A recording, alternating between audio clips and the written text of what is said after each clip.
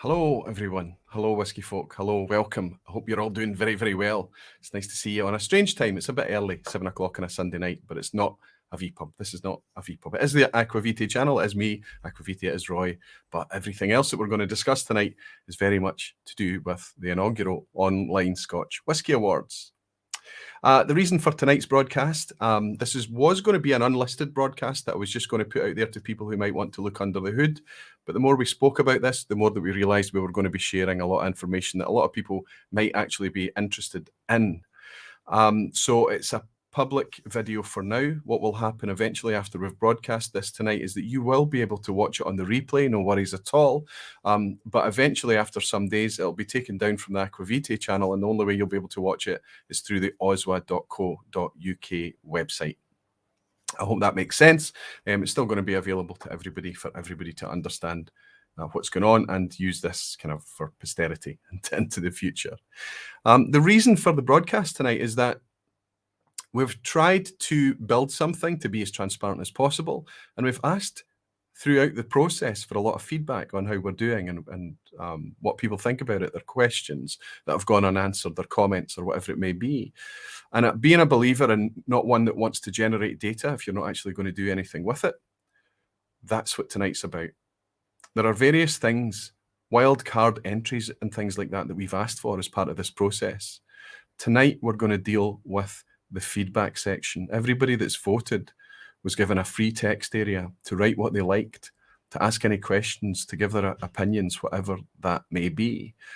That's what I'm going to go through tonight, because I believe by doing that, what we're going to be able to do is clear up a lot of unanswered questions and confusion and give everybody a much more detailed understanding of how we are actually running these awards. The way that tonight is going to work, after this short introduction from me, I'm just going to go straight into the comments and I'm going to scrub through as many as I can. I have already set a timer on my phone. When that timer goes off, we might permit ourselves a few more minutes just to tidy up any comments that's in process. But what will happen is that will be it. So we might not manage to get through them all, but hopefully we've dedicated enough time picking up random comments in order to tackle most of the issues. Ralphie's going to jump in a wee bit later on. He's going to come along and join us, and he's going to give his feedback. He's going to give his debrief and his summary and how he feels the inaugural Oswas have gone so far up until the point that it's just about to close. At midnight tonight, midnight wherever you are located on the planet, midnight tonight, you'll find that you can't vote anymore. So I guess the last vote will be put in by somebody that's in the Western US or Pacific time zone or something like that at midnight, which will be 8 a.m. UK time. Then the voting is closed, and then we look forward to announcing all the winners on a broadcast on Saturday, 6th of November, 6 p.m. UK time. Good. That's the plan. That's how we're going to run things tonight. I do want to, before I launch into it, what I want to do is just remind everybody, just give them a very quick refresher of how the Oswas, the Online Scotch Whisky Awards, actually worked. The first thing that happened, Ralphie and I got together to devise the steps and the structure and the plan. Then we went out to some trusted channels for some sanity checks to ask how they viewed what we were doing. And they were very happy and they wanted to be involved. From that point, we used that as a ripple type arrangement to go out to more and more and more trusted channels. And we kept going out layer by layer until we hit 24. And at that point, it becomes administratively restrictive. So we stopped for the inaugural year at 24 channels. Then we started to announce it and talk about it. All channels were asked to give their nominations against 6 separate categories. These categories were not exclusive to Scotch whisky. This is the Online Scotch Whisky Awards, but make no mistake, that title is about the fact that it's the Scotch whisky-loving community that is representing these awards. This is the opinion and the perspective from Scotch lovers. That's very important. That's why Scotch has to be in the title. But we will not restrict these awards only to Scotch. We all understand and believe that there's a fantastic selection of whiskies out there that are made from other grains other than malt, that are made in other locations and other styles and ways, and the quality is getting better and better all the time. We're Scotch lovers, but we're also quite promiscuous, and we like to experiment with other whiskies in the pursuit of chasing quality and flavour that's available and at a good price. That's why we wanted to open up categories like other grains and world whiskies, etc. You'll find throughout tonight, through the discussion, you'll understand that these are not fixed in stone. These awards have to be fluid. They have to be able to be refined year on year. If we make mistakes, we want to be able to learn from those mistakes, and we want to be able to make them more and more relevant and meaningful if we succeed going forward. We'll talk about a lot of that tonight, but that's where this has come from. So the YouTube channels that were involved were invited in because they are either focused on or dedicate a significant portion of their content to Scotch whisky. That means that their audience that they're connecting with are people who are interested in whisky generally, but also a significant interest in Scotch whisky. I hope that makes sense. So for everybody that's asking about where are the Irish whiskies here, why are they not represented, the bourbons, the Canadian whiskies, Japanese, I hope that helps explain that dynamic a wee bit more. After the 24 channels submitted their nominations, we had then 24 different answers for 6 different categories. Of course we did. So all we did is that we compiled them, we put them together and sent them back out to the channels. And we asked them to vote. They were the acid test for the voting system. Can this work? And the only thing that we requested is that they are not permitted to vote for their own whisky. That way, we got some consensus, and it automatically gave us a top 6 that we could just take away without any intervention from myself or from Ralphie and present to the community. That gave us our top 6 nominations from the channels. So I think everyone's starting to realize that this is a 2-tier thing. The channels are stepping up and taking their place as online commentators, people who offer guidance, shared experiences, interest and insight into whisky. We're taking our place and saying, these are our whiskies. They will not agree with you. They will be different. It's the beauty of whisky. You're going to get frustrated that your whiskies that you're loving and connecting with are not there and not represented. And there's an argument that the more that the more kind of debate that generates, the healthier these things actually are. We've allowed for this, though. We've allowed for this dynamic. So after we've given our nominations and announced it to the world, which happened a month ago, 23rd of September, I think, Ralphie and I got together to announce the nominations from the 24 contributing, collaborating channels. That goes out to the public now, and they can vote on these categories. They do not need to have sipped every whisky in the category. They simply need to recognize that there's a good quality whisky there that they would recommend to their friends, they would put their name to, they would buy and put on their shelf. Whisky that they love, that they appreciate is available, good quality at a good price. It gets their vote. And if they can't vote for it, if they don't believe there's a whisky there that represents that for them, they can skip the vote. Additionally, every single category had a wild card entry, a people's choice. In the people's choice section, they could enter their whisky. This is a bi-directional dynamic that we enjoy on YouTube. Our community has more experience than we do. We are individuals, duos, or small teams of people sharing whisky on a channel format. But the community is vast and experienced, and they're enjoying whisky. And guess what their goals are? Quality, availability, good price. When they feedback to us through the People's Choice, Ralphie and I will find a way to talk about the things that float to the top through the People's Choice mechanic. Through that mechanism, we'll be able to weave that into the discussion when we get together for the award ceremony on the 6th of November. And it's been very, very interesting so far. It's still live now. You can still go in and vote right now, and you can vote up until midnight tonight. You might want to wait until after this session if you're interested in looking under the hood, a peek behind the curtain, whatever it may be. You can wait. Additionally, you can also go in and change your mind. If you have already voted and you feel like over time you've changed your mind a wee bit, or you've had a chance to try some more whiskies through the nomination process, which is by design, you can go back in and edit your entry up until midnight tonight. Anyone can do that. After it's closed, there's no more editing. But even if you've already voted, you can change your mind. That was very, very important to keep that as part of the plan. The only thing that's left to say on how it's all going to work, Ralphie and I will get together on 6th of November. We are hoping to get together in the same space, but COVID restrictions, it remains a thing, honestly. And if it's the canny decision, if it's the right decision to do it separately, but by a remote dial-in, much in the same way that we're doing this evening, then we'll do it that way. It remains to be seen. That's still 2 weeks away, 2 weeks today, actually, 6th of November. But I do want to spend one moment before I get into the comments to talk about how this thing has been funded. It's significant.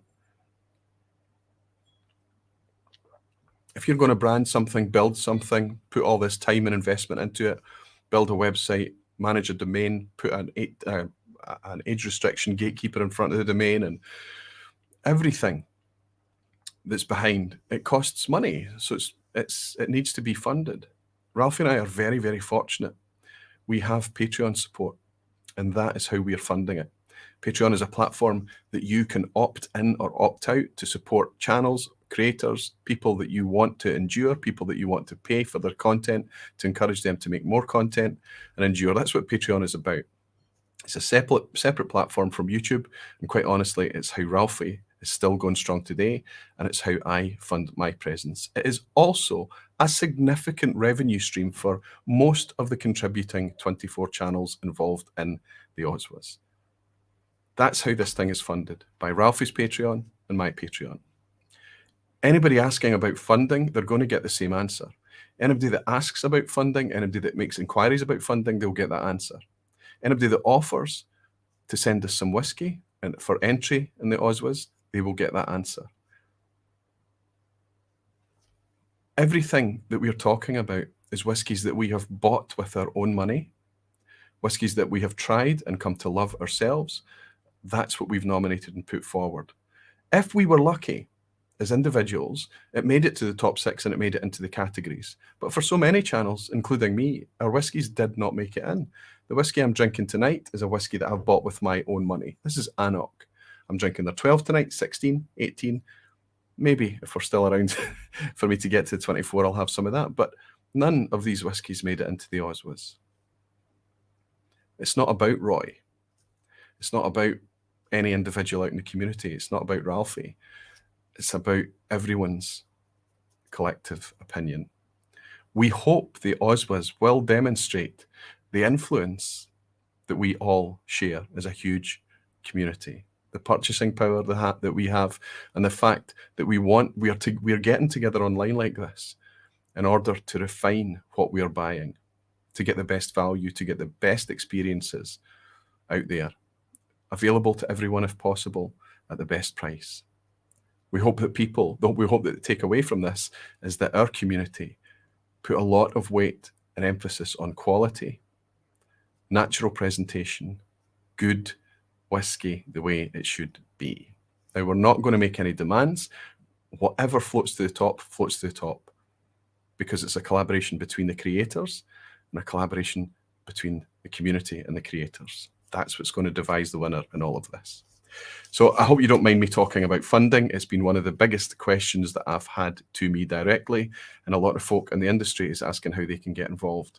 And honestly, my only response to that is just focus on making the absolute best whiskey that you can, make it as available as you can make it, and make it priced as sensibly as you can make it. I guarantee you, we will celebrate your product and we'll evangelize about it, and we will let everyone know that you're doing good things. That's how you get involved with anything in this community online, I believe. Okay, here's how we're going to handle the comments, and I'm a wee bit nervous about this. I have taken all the comments. I'm going to share everybody. I'm going to give you a snapshot of the interaction so far that you can see the numbers that are involved. But I've taken all the comments and I've just dumped them into a single document. Then in order, I was thinking about how can I do this? How can I randomize this? I want it to be from the hip. I want it to be natural. So these comments that you're going to read are literally raw. There is not a single character of editing happened to these comments. So I'm going to need to be careful and read a sentence or a few words ahead just to be careful, but I feel strongly that we have had no trolling whatsoever. So whatever it is, all the bumps in the road, warts and all, it's going to come out tonight. I'll get through as many as I possibly can. First, I'm going to give everybody a snapshot. Listen, everyone, I know there's going to be a lot of people in. There's over 200 of you hanging out with us tonight already. Thank you so much for hanging out with us. I'm not going to be able to participate in the chat tonight until a wee bit later. There will be a time for some interactivity where we can hang out and talk to the people that have joined live tonight. And we'll do that later when Ralphie's on. We'll have a bit of a debrief from him and then have some interaction with the chat. So if you do have questions and if you do have opinions and things that you want to say, that would be a good time to try and get our attention by highlighting at ralphie.com or at Aquavite, or just writing those words even. We'll get it highlighted in the chat a wee bit later and we can interact with you. Let me do a wee screen share here. And I'm going to try my best to pull this up on a scale that everyone can see. I'll scale that right up to as big as it can be. And I'll pull in this screen share and let everybody see this. This is the back end of our poll. This is our mechanism that's collecting all the data in the background for us here. And we can see right at the get-go that we have 3,050. That's very interesting. When I started tonight, it was at 3,030 responses. So this is still clicking in the background. This is 3,050 individual people that have stepped up to participate, taken action to vote on this, and they have generated 14,000 votes across the categories. 3,000 people. When we started this, when we built this, I gave Ralphie a soft target of 1,000, maybe 1,200 votes, something of that order. Ralphie was a lot more confident, and he thought that we would be able to attract more than double than that. And he's ended up being right. 1,000 was achieved in the first weekend or by the Monday, something like this. And 2,000 was broken about a week later, within the first 10 days, I would say. 3,000 has been broken in the last couple of days. Fantastic response. Fantastic. We are so, so grateful. Now, for all the people out there that consider the size of the community and think, wait a minute, 3,000, that's quite low. When you see the creation side from our side, you understand how to weight the numbers. So if I've got 20,000 subscribers, I don't have that yet, but I'm getting close to it just to round it up. 20,000 subscribers. I'm probably going to target, about 2,000 views within the first 24 hours on one of the releases that I put out. That's just the interaction ratio that I have. So sometimes you can follow the 80-20 rule. I know it's not an exact example of Pareto's principle, but if you take 100% of your potential community pool, the content that you put out regularly, only 20% are going to interact with a watch and a view. Only 20% of those guys are going to leave a thumbs up. Only 20% of those guys are going to take the action of leaving a comment. That's just how it works. And maybe only 20% of those are going to step forward and support you as in a deeper way, maybe by Patreon or joining social groups or Discord and things like that. That's just how these things work. I remember a few years ago, there was a Reddit awards, the Scotch subreddit did their awards ceremony. And at the time, I'm not sure how many members they have, but they've got about 120,000 members now in the subreddit group.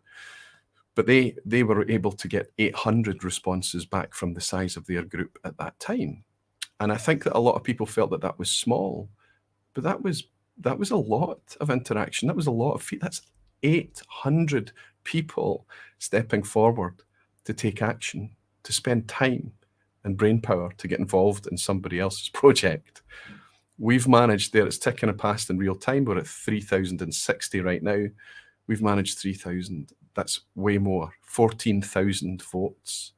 If you're doing some calculations in your head and wondering why 14,000 is less, you don't need to vote on every category. If you don't have the intelligence, if you don't have the experience, intelligence, I mean intelligence as an experience with that bottle, it's a category you've not connected with. So if you don't have experience with that category or whatever, then you just skip the vote. And that's happened. We can see that through the data that people are using that. So we are not forcing people to vote on whiskies that they've not even tasted. It's not happening. 3,060 responses. Thank you to the three people that have come in just while I've been chatting there. I'll scroll down. And this is another data that's almost a filter that we've put in here. because this is the Online Scotch Whisky Awards, we want this to be about online Scotch whisky. So the first thing we ask people, how would you categorize yourself?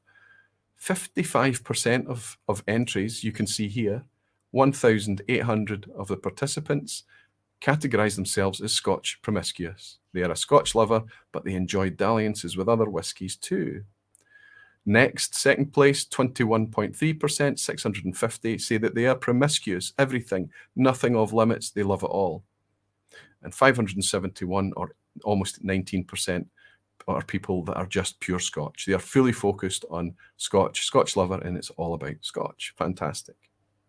Down here, you can see this tiny wee sliver, 14 people have put in drive-by, rarely Scotch, but it's okay. And 4 people have said avoid, not really into Scotch. So you can see that through that mechanism, we can see that we're reaching the Scotch-loving community. This is truly the Online Scotch Whisky Awards. That was important to us. That's exactly what we wanted to achieve here. So that's given you a little bit of a behind-the-scenes view of the participation and the interaction that we've had so far. I am so tempted to look at the chat to get your feedback and what you think, but please leave it until a wee bit later. I want to get through this as quick as I can. Anybody that's been hanging about the VPub or the Aquaviti channel for long enough will know I tend to struggle and a wee bit verbose and take my time to get through things. So I'm going to run at these comments, warts and all, as quickly as I possibly can. Let's get this at a scale that everybody can see nice and clear. Pull up another screen share and let you have a wee look at this. So what we've got here is only the comments. So there's a good chance that maybe if you've written in the free text field, if you've written your name, maybe your name will appear, but I have removed your name, your email address, anything like that. I've removed anything that you voted for. That's not going to be shared tonight. The only thing I'm a wee bit nervous about is that if you have kind of signed off your comment or something with a name or whatever, and that might pop up, I hope that that's going to be okay. I'll do my best not to mention you. This is purely me just going in and trying to learn from the feedback that everyone's given us. This has been fascinating. The most random way that I could do these comments, and out of 3,000 respondents, we had 300 people chose to fill in the comments field. So again, it's that same factor again. Out of 3,000 people that could take the action, again, we're down at a 10% uptake, right? Okay, so it's between 10 and 20% is normally what you see. And in order to randomize it, I've just put it in alphabetical order. So please wish me luck. I'm just going to jump in and I have no idea what order is going to come out and what people are going to say. There may be some ugly bits, there might be some trolls, there might be some difficult things to read, but I think it's important that we use this. And in the sake of transparency, it's important that we do it publicly as well. I think everybody needs to see all the strengths of our community and also see some of the chinks in our community and realize that why is actually a strength too. That's what I think is going to happen here. Anyway, let's get on with it. Cheers, everyone. Welcome. First comment tonight. Thank you for your efforts and support of the Scotch whisky community. There's no finer spirit on the planet. The biggest corporate-owned distilleries need to step up their game and offer some higher strength, non-chill filtered, natural colour offerings in their core ranges for people who really like whisky. At a minimum, the higher age statement bottlings need to be released in their natural form to express textures, full extent of body and character, and to accentuate their subtleties they've picked up over the years. It pains me to see an 18-year-old plus bottling 40 to 43%. The distillers spend so much time looking after their casks, crafting liquid art. The least they could do is bottle the whiskey so that it showcases the quality that it has to offer for crying out loud. I'll go one further than that. I'll say that I fully agree with you. And I also think that there's a lot of whiskey makers, blenders, and people involved in the industry would love to see that happen too. It's not all about money, money, money. People are becoming more and more informed all the time, and they want to see that exact same quality. Thank you for your comment. Great job, guys. Hold this flag as high as you can, and thank you for a great job. You did create OSWA. Finally, me and everyone who's really deep into the whiskey could be and will be involved to give a medal of appreciation to distilleries who really deserve it. Really important for myself, and I'm sure for plenty of people. Thank you so much. Somebody starting off with I don't agree. I don't agree that your entry-level single malts are an entry-level. They are quality budget whiskies. Entry level are more like £20 to £30, like Glenmorangie 12, Deanston Virgin Oak, Tomatin Legacy, Glenmorangie 10, Old Pulteney 12, or perhaps you don't think these are real single malts. I certainly do. Interesting opinion commenter there. As I've said at the outset, not everybody is going to get their whiskies forward. Not everybody is going to define things the exact same. We asked people to give their entry-level whiskies for £35, €35, $35 as a guide price.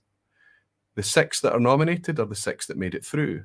Your interpretation will be different. It doesn't matter whether it's this commentator or another. It's no doubt it's going to be different. Deanston Virgin Oak is in there. Well, we've got Deanston 12 in the lineup. Tomatin Legacy is a great shout. Glenmorangie 12, affordable, available everywhere, absolutely.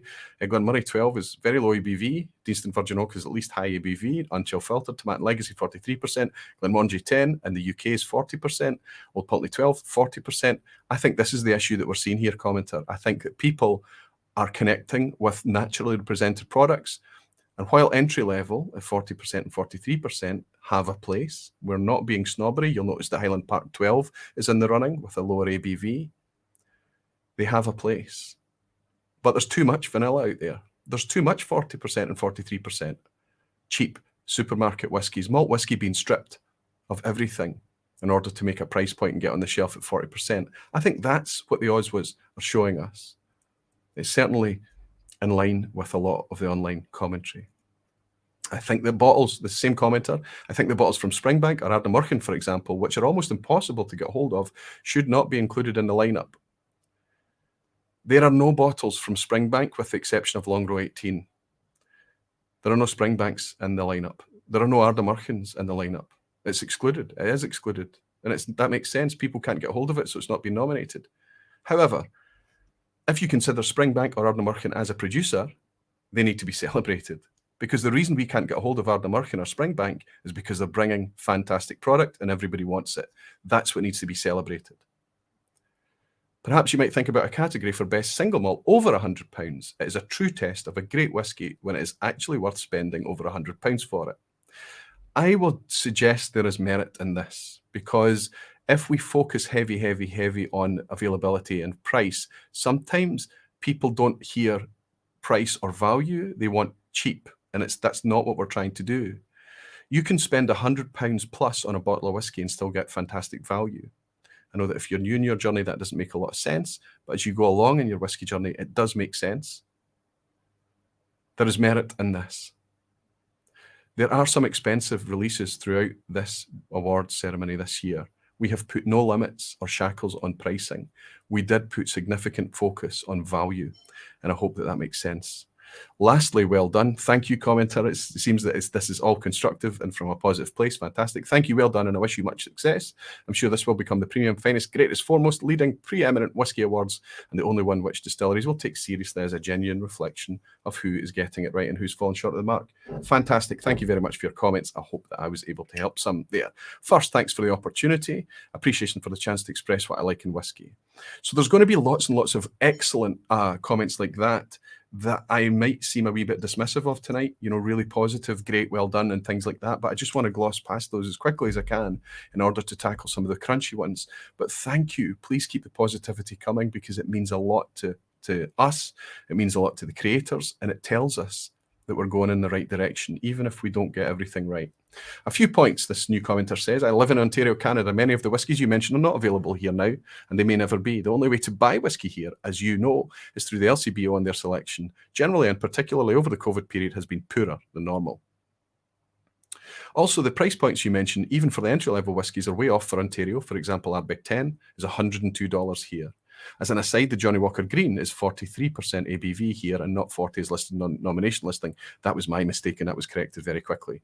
I have tasted some of the whiskies here in Canada and others years back when they were available for a time. They don't even list RN10 at the LCBO, for example. Having been on a 2-week whiskey excursion to Scotland in 2019, visiting 19 distilleries, I did get to try many whiskies that you were available. So I think we take... Well, let's finish off his comment. For a first try at this award format, I think you did okay, but some very good whiskies were left out in favour of some that I would consider on the lower end of average. I hope you take my comments in the way in which they are intended, with sincerity and honest opinion. Cheers from Canada. Thank you so much. It's very much appreciated. Availability is ugly and broad brush, isn't it? Because what's available here in Scotland or the UK is maybe not what makes it out into Europe, maybe not North America or Asia or the rest of the world. I understand that completely. We need to talk about the whiskies that we can get our hands on. That's all that we can do. The platform that we occupy is YouTube. It does not see borders. It doesn't care about borders, and it doesn't care about distances, and it doesn't care about regional distribution and supply chains and markups and greedy margins along those supply chains when it happens from time to time. What it does do is it brings whiskey onto a radar that we might have otherwise not considered. Sometimes that will not be available to you. I know that. There are whiskies in the Oswas that I cannot go out and buy right now. It's just a fact of it. But those whiskies still need to be talked about and celebrated because the reasons for them not being available are complex and varied. A category for most unique or new concept whiskey. That's quite an esoteric one, but it's interesting. Fantastic initiative. I'm so much looking forward to the results. Thank you. A fun infographic using the data you collect would be interesting to see. Thanks for doing this. A limited release novelty category could be fun. Well, that's interesting. That's two the exact same. Most improved category would be interesting. Fantastic. What I'm going to try and do is pick out some crunchy ones. A strange selection of choices, but people are weird. The outstanding affordable whiskies, obviously the RN10. It changes, develops, and grows on you. Let's call it an RN variant. Absolutely love this idea. Whiskey exploration has really helped me through this pandemic, and I couldn't have done it without all the whiskey community. Special mention to Aquaviti, Ralphie, Whiskey Novice, and the Whiskey Friend. You've all taught me a great deal about the wonderful liquid that is whiskey. Thank you so much. Accessibility and affordability were factors in my vote. Very pleased with the way the vote is taken. Thank you. Okay, here's somebody shouting. All bourbon whiskey, all bourbon is whiskey. Okay, we know this one. But not all whiskies are bourbons. It's unfair to put other single grains with bourbons. Where the hell are their own categories or other country categories? So we've got somebody here who's not understood, which is fine. You know, if you touch something lightly, you don't get the full sense of texture, right? But if you grab something and you understand it, you know, maybe. So I think the bourbon community should probably be encouraged to make their own bourbon awards based on a similar or some kind of variant of this format. This is the Scotch loving community. There is space within our award system for bourbon to make an entry. But I think if we made a bourbon category as Scotch lovers, we would not only be disingenuous, we would not be able to expertly comment on it. Some of the channels that are involved in this initiative are expert in bourbons. They know bourbons very, very well. But they also are involved in this because of their Scotch focus. If we focus on bourbon, Canadian, all the categories around the world, we're standing up and we're saying that our community represents all whiskey everywhere, and that's not true. That's disingenuous. We tend to be focused in malt Scotch whiskey, but we are very, very promiscuous. So we are reaching out there to include bourbons. We're reaching out there to include grain whiskies, world whiskies, other takes on the theme. So I hope that answers your questions. If bourbon got its own category, we would start to break and overly uncomfortably expand what the focus of this awards is about.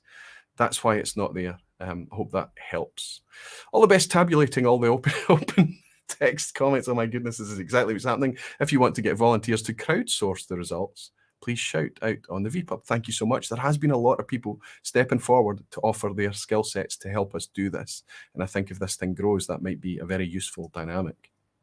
There's somebody else asking for alternative spirits for multi-mates. Fantastic. Alternatives maybe. Some more appreciative comments coming back. Amazing work organising this. Appreciate the effort you've put in. Fantastic. Appreciate all you putting this together. Are there plans to have best single malt Scotch per region? Cheers and love this idea. No, there is no intention to do it per region. I think that regions still have a place when you're coming into whiskey. It's nice to kind of understand and break down the category, the Scotch malt whiskey category specifically by region. But to match it with flavour doesn't really have any relevance anymore, I don't think. We want, rather than granularize everything and have category after category, death by category is what I've been calling it, right? We want to keep it simple. Ralphie's plan at the outset was this has to be simple. in order to make it as easy as possible to connect with. So there are no plans yet. As mentioned in the remarks by the distilleries, an extra category for transparency might be a worthy addition. What and how do distilleries producers show how their whisky is produced? Especially as these awards are online based, we might look at the online behaviour of distilleries and producers. As some regular says, just saying, a wee reference to Ralphie there, Slancheva. Thank you, that's right, I think you're right. I think that this awards ceremony will end up being exactly that. They will talk about that will just naturally come out of things that we're all focusing on natural presentation and transparency. Say the words. Fantastic. Lots of congratulations. This is in alphabetical order, so congrats. We can skip this all down. Thank you all so much for your positive feedback. Constructive feedback. Wasn't easy finding out how to vote. It would make a difference if there was a clear link or an explanation given on Roy and Ralphie's channels or on Patreon. Unless I missed the obvious, in which case apologies. I think that we did do it to the point that we were scared that we were overdoing it, almost talking about the Oswas too much on our individually focused and branded wee channel plate space, right? For everything, oswa.co.uk, oswa.co.uk, oswa.co.uk, everything is there. That's the website. That's the central property for everything. It's not Roy's project. It's not Ralphie's project. It's not any specific channel or person's project. It's a thing in its own right. We're its current guardians. So that's where you go for everything. But we have been sharing links. We have been sharing descriptions and comments inside Patreon, inside YouTube, and everywhere. Could you possibly include another category for blended whiskey and malt grain? This is probably one of the ones that I think is valid. And it's, for me, I think that when you realize that out of the blended category that we have that is currently permitting any blends, that's blended malt and blended Scotch whiskey, the B word is preeminent there, and it's uncomfortable for people who are into malt and love malt whiskey. It's interesting that 5 out of the 6 entries are malts. There's only 1 blended whiskey in there, and it's super interesting that that is a 50% ABV release, Cutty-Sat Prohibition. So it's clear the community that we are preaching to. It's obvious. We love our malt. We're quite happy to go with blends, but sorry, if they're at 40% ABV, and okay, the majority of the makeup of a blend is a grain whiskey, it doesn't need to be chill filtered, but I guarantee it's going to be coloured within an inch of its life most of the time. These are not the whiskies we are connecting with. I still think that blends should have a category of their own, and blended malt should have a category of its own, but we needed to simplify in the first year. There is validity in this. We will discuss it. Thank you. Cracking concept. I hate that in the main awards are paid for and not necessarily earned. Great job. That's absolutely right. Make no mistake. Nobody can make any. If you cannot just consider the individuals that are involved are standing up and saying we're not going to take samples, sponsorships, or anything on this, then consider the layers involved, how difficult it is to get your whiskey through. The whiskies I'm drinking tonight didn't make it through. So even if this whiskey was given to me for free and somebody said, please talk about our whiskey, that's not the case. I buy all of these myself, and I don't even know anybody that works for this organization, or I don't have a relationship with anybody that works at Inverhouse. There's no mechanism for me to get this for free. I pay for this myself. That's the case right across the board. There's no mechanism for anybody to get a product pushed through. It can't happen. Define useful. So I've asked for useful feedback, useful comments, and somebody said define useful. I'm going to guess that that's Jimmy Legg.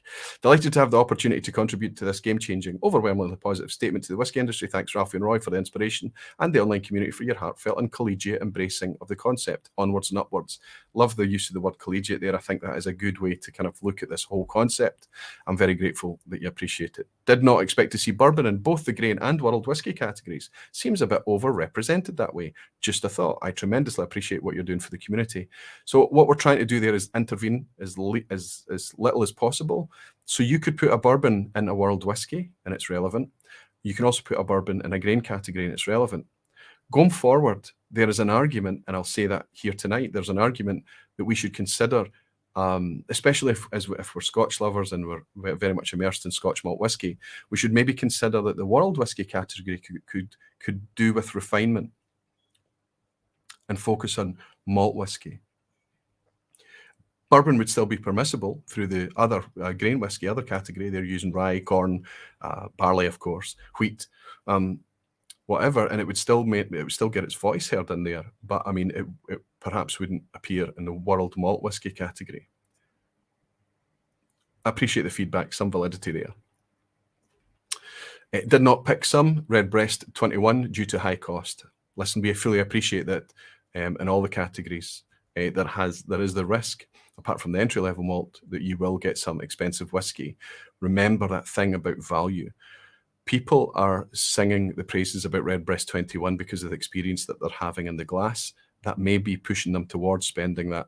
I think Redbreast 21 could be the most expensive entry in the entire inaugural 2021 OSWAs. Didn't want to vote for our Big Ten, as worried it may become a popularity contest, but I love it. Voted only in categories where I had tried all or most of the nominations. Popularity contest is a real dynamic that we worried about from the start.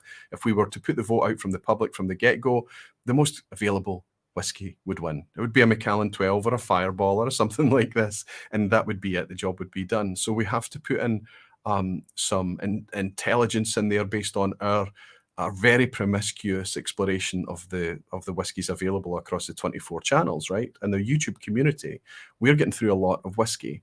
So we're trying to leverage that experience into the mix as well, and not just make it a popularity contest. But more than that, we are not advertising this initiative anywhere outside of our own communities. We hope to be able to keep the integrity of our communities by just encouraging the participation of those people, so that it doesn't just become a popularity contest, even when it's out there for public vote. Do what you do, guys. You're on the right path. Thank you for the knowledge and shared with us, Maltmates. Hopefully you can read these comments for the ones that I'm missing as well. Excellent selection and choice, but my experience, budget limited, has been single bottles now and then, with now a collection of 7 premium whiskies plus a duffer. Arran, Ardbeg, Lefroy, Glendronach, Tam the Villain, Tomatin, Glenmorangie, Sauternes Finish are all my premium bottles, some of which are not yet opened. Fantastic awards idea. This stands as a reference for real quality at the moment for anyone interested in whiskey. One whiskey that doesn't fit in the categories, but I have found a hidden gem, Glentochers. I've tried all sorts of samples this year, from young to old, gorgeous stuff. That's interesting because this is the problem. Glentochers does not have a core range, widely available distillery representation. They don't. Occasionally, as part of the Ballantine series, you would have a Glentochers out there. But you're right, it's a fantastic, very fruity, delicious, easy to engage with whiskey. I love Glentochers. You can get Glentochers regularly through independent bottlers. Signature Vintage, for example, has decent stocks, amongst others. But this is to encourage Pernod Ricard to do something with Glentochers. Bring us a nice natural Glentochers if you've got the stock available, if you can. If the growth on blends and blended whiskies is flat, come on, give up some of that lovely, tasty single malt stock to a nice, well-representative, natural whiskey at a good, affordable price, and we'll take it, and it'll be a huge success, and we'll all talk about it. First of all, I would like to congratulate you for the initiative. It's amazing to unite the whiskey community around such an award. I would like to add my perspective as a Brazilian enthusiast. Since many distilleries choose not to bring their whiskies to Brazil, I used it as a voting criteria. We're a country of over 220 million inhabitants that receives less brands expressions of the tiny Uruguay. If a high-quality brand chooses not to import their products to Brazil, I also choose not to vote for it. That is your prerogative. I think there's validity in that. You can't vote for things that is not being sold to you easily. That exactly deletes the idea of availability. I'm sorry to hear that you don't get the good full representation. On the note of Brazilian, Portuguese-speaking channels out there, Whisky Brazil and the other one that I forget right now, oh dear, have both been nominated or reached out individually to be involved in this in the future, and we would welcome that. This does not need to be. That's me. There's my time up. I'm going to keep going through this for a wee bit longer. I'll snooze. I'll let myself go on a wee bit longer.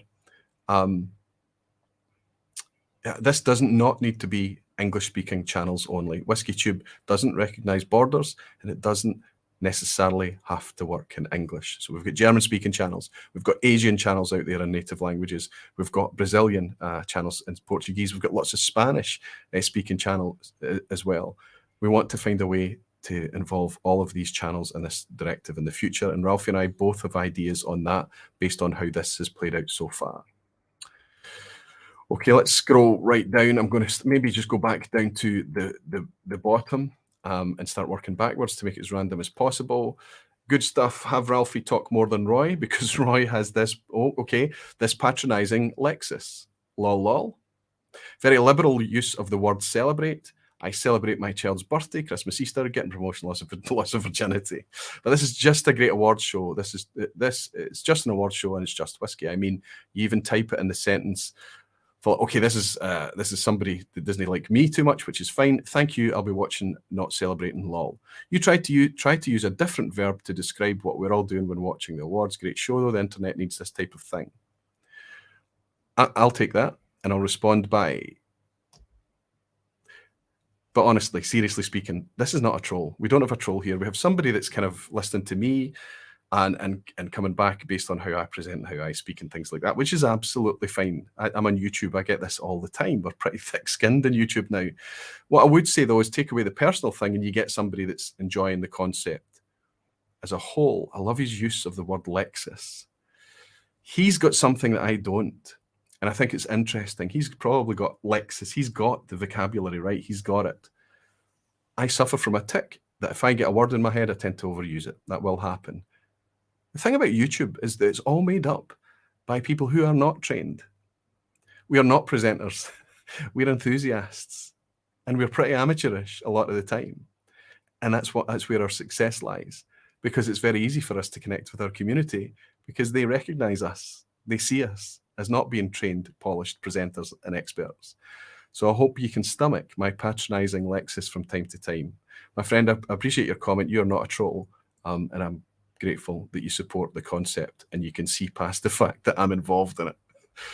Let's go right down to the bottom and work our way back up. Was it a wee bit, or just take a random chunk?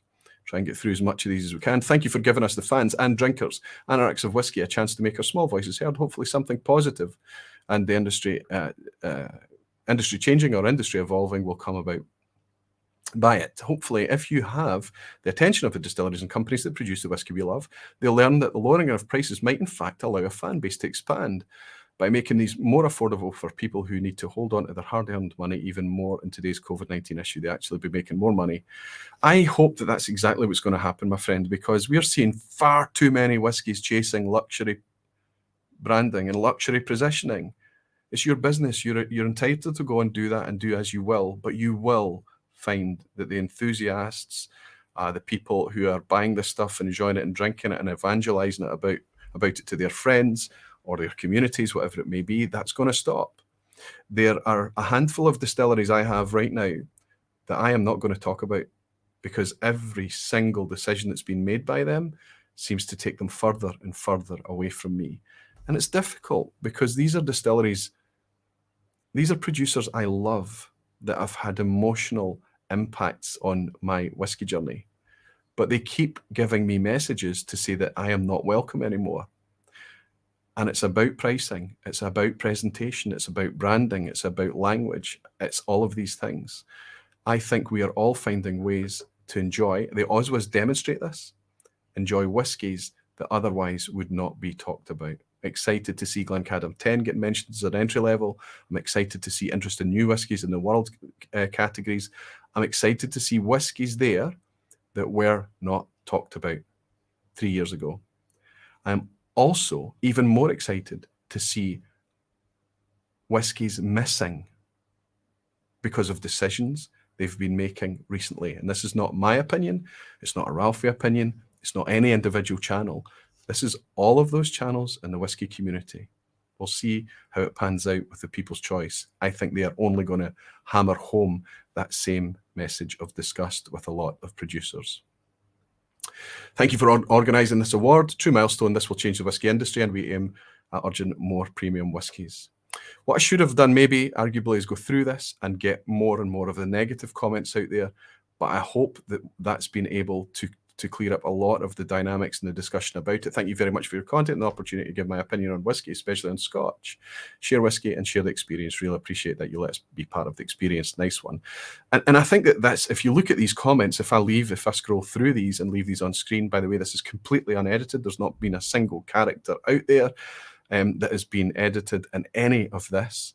I'll spend the last minute just gently scrolling from the bottom, the 300 and odd comments that were left here in alphabetical order, and you can take screen grabs if you like, and you can read through any of these if you're so. If that's the kind of thing that floats your boat. 33, how much does it go up to? 355. So here we go. I'll just scroll up.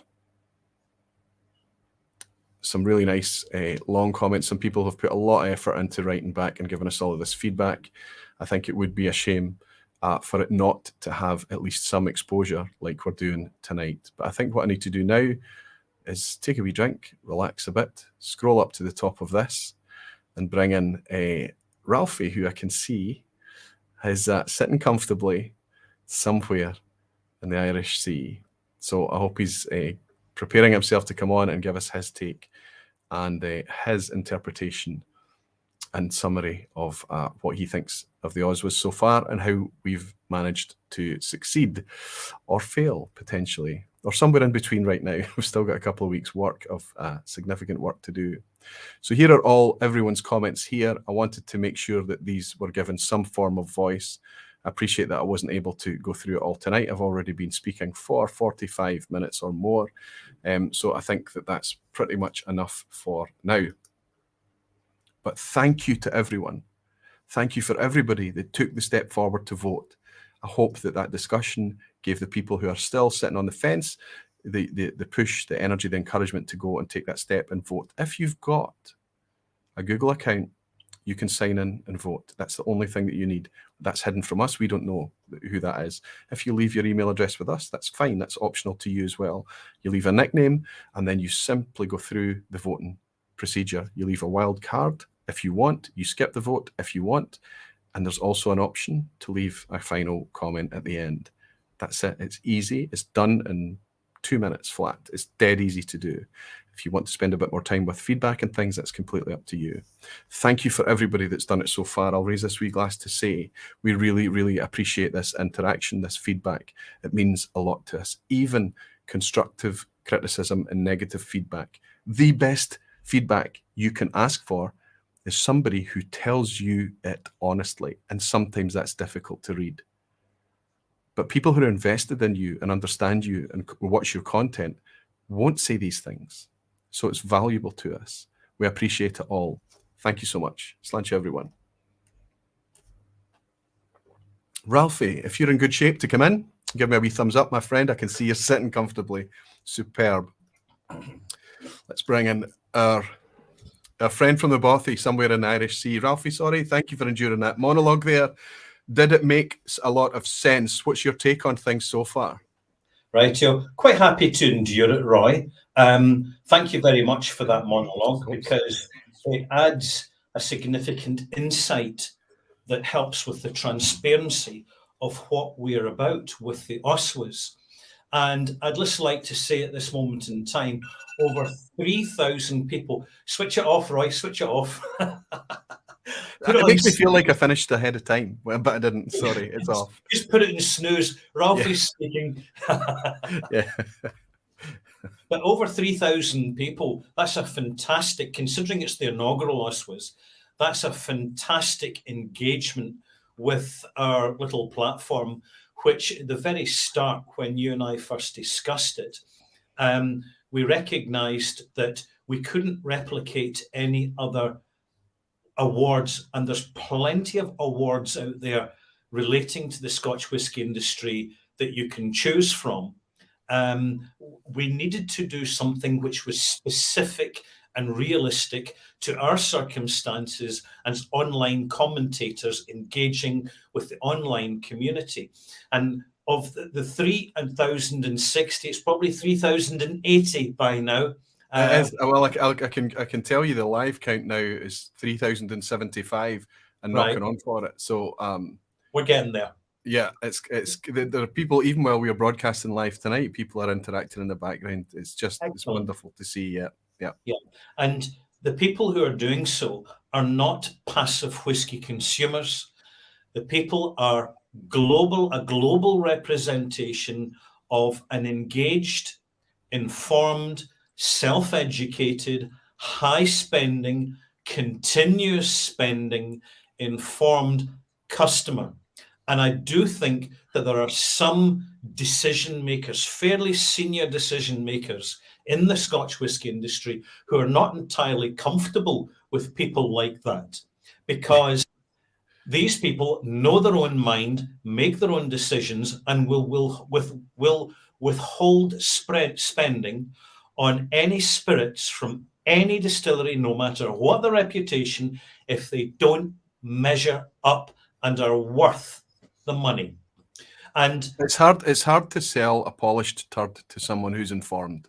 Absolutely. And that's what's happening. Yeah. People are becoming more and more informed. Absolutely. And I also think that there are many professionals and people who work in the Scotch whisky industry and in the global spirits industry who are acutely aware of this, because they're in touch with the real world and they know how the dynamic is changing. Not only that it's changing, but the speed at which it's changing and the volume of that change.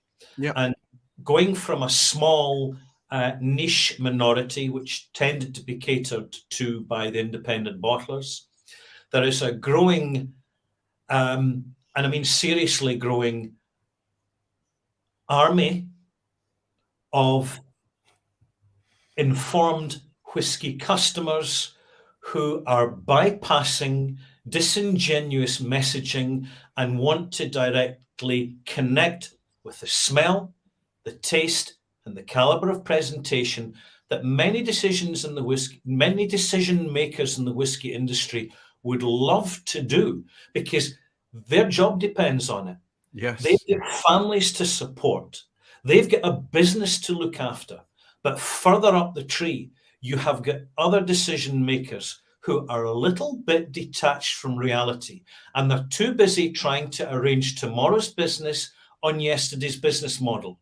And frankly, the online Scotch Whisky Awards are a tool for people within the Scotch whisky industry and the global spirits industry to say, hang about, here is the clearest, most visible, most articulate, most organized empowerment for any business to invest in what it does best. And that is the caliber of smell, the caliber of presentation, and thirdly, building up a tangible, long-term, sympathetic relationship with the people who buy and enjoy what a distillery, any distillery in the world, produces. I think that's absolutely right. I think it's right. I don't see, Ralphie, any new distilleries being built right across Scotland, wherever it's from, and releasing all their product chill filtered at 40%. And that's not what's happening. These people are bringing out what some people would refer to, and it's okay. I think it's okay to do it in the right context: craft presentation, natural presentation, high integrity bottlings where they're making the best possible experience first and foremost. The price is the price. Most of them are putting realistic pricing on it. It was very interesting to hear recently. I even heard Mark Rainey talking about Waterford. When he was getting lots of people complaining about the price of the Waterford releases, he said, yes, it's high right now, but the price won't increase. That's how much it costs us to put a bottle of whiskey out there. Aging and maturing the whiskey is not so expensive. So the price will be the same next year, but the whiskey will be more mature, and the year after and the year after. It was an interesting take and not the first time I've heard it. I hope that remains the case. So we know that there are good quality whiskies out there that are quite young, but we're quite happy to spend 45 and 50 pounds on it, even when we know it's 3, 4, 5 years old. Why? Because we know that the whiskey they have genuinely attempted to put the very best experience in the bottle that they possibly can. That's not the traditional model that you referred to when you talked about the model of yesteryear, I think, if I'm right in interpreting. And we're quite egalitarian, and we're really quite mature in terms of our palates and the training that we've provided for ourselves. I mean, the reason that I've got this Queen Margot, which is one of the cheapest bottles of blends that you can actually buy at the moment. I reviewed this almost a year ago. In fact, it's over a year ago now. I remember the sushi it caused when you did review it. Yes. Yeah, and I brought it out this evening to actually pour a glass. I'm enjoying this. It's chill filtered. It's 40%, but the price reflects that, and It's still in its own context. It's a good whiskey, and this is another thing that I just want to take the opportunity that on behalf of all the malt mates globally, we're not overt whiskey snobs. We're not. We appreciate things in context. If it's a cheaper whiskey, if it's a widely available whiskey, we can buy a bottle and we will enjoy it. But what we don't want is when we're really spending the money, a lot of money, more money, because we're now in a period of global inflation and think prices are going to go seriously up over the next 24 months, big time. And this is not a time for distilleries to be rubbing their hands up in the ivory towers, thinking how much more can we squeeze through all the marketing balderdash and flannel that we can create and apply by disinvesting in the actual intrinsic quality of smell and taste, which gave Scotch whisky and gives all spirits their reputation in the first place. And I think that's the thing that we need to. People have been asking. Some people complain about there are too many whiskies permitted into this thing, and most people, so many more, are saying that there aren't enough and things. What we're trying to do is make it clear we understand that there aren't enough, but we're only focusing on the Scotch whisky community perspective. That's the first thing, and we hope we can even help and assist and encourage other communities out there that's focused on bourbon and various other whiskey categories to do the same for theirs in order to represent much more faithfully their own category. Yeah. And as an inaugural, this is the inaugural online Scotch Whisky Awards. And we recognize, because we've got a tremendous quality of feedback going on here, that we know how we can adjust and tweak and slightly rearrange. I think we're 80% on point with this already. Any adjustments we need to do for next year are going to be relatively minor. But just to reassure everybody who's participated in the Oswars, we're listening to what you're saying. We take on board what you're saying. Both Roy and I are going to really analyze the feedback at the end of the awards ceremony in 2 weeks' time, once we've posted out the actual awards to the winners. And we're also going to contact the winners and ask them to provide us a little bit of feedback on what their perspective is and what sort of reception they get from distillery visit. Bring it in, Roy, bring it in. This is what we've organised. No trophies, no glass rose bowls or anything like that. We're giving a really good quality certificate, and you probably see the QR code on it just down at the bottom. It's really quite tastefully done, and literally the recipient can hang it anywhere they want. It's easy for us to post out. We're not spending a whole load of Patreon supporters' money on trying to bling it up and make it theatrical. We're keeping it very practical, because at the end of the day, it's not the trophy that just sits in the manager's office as a paperweight that matters. It's that certificate in the visitor centre, in the reception of the distillery, where people will stop. They'll have a look at the certificate. They'll see the QR code. They'll get the phones out, click, connect, engage. That's what we are about. We are totally with the technology, empowered by the technology, and we're connecting with the global whiskey industry so that they too can have confidence in reworking their models of delivery of product to market, to cut down peripheral costs and make their product more and more attractive through smell, taste, and price to us. It's direct interfacing.